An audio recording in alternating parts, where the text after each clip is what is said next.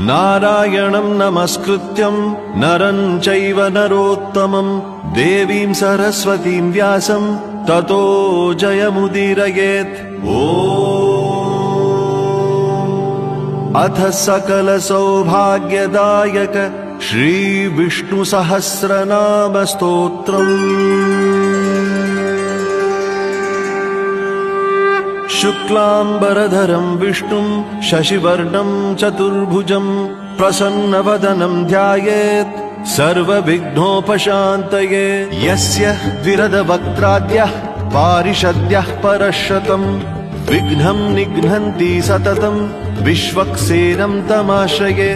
व्यासं वसिष्ठनप्तारं शक्तेः पौत्रमकल्मषं पराशरात्मजं वन्दे शुकतातं तपोनिधिं।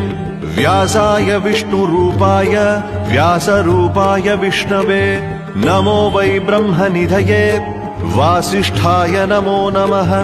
अविकाराय शुद्धाय नित्याय परमात्मने सदैकरूपरूपाय विष्णवे सर्वजिष्णवे। यस्य स्मरणमात्रेण जन्म संसारबन्धनात्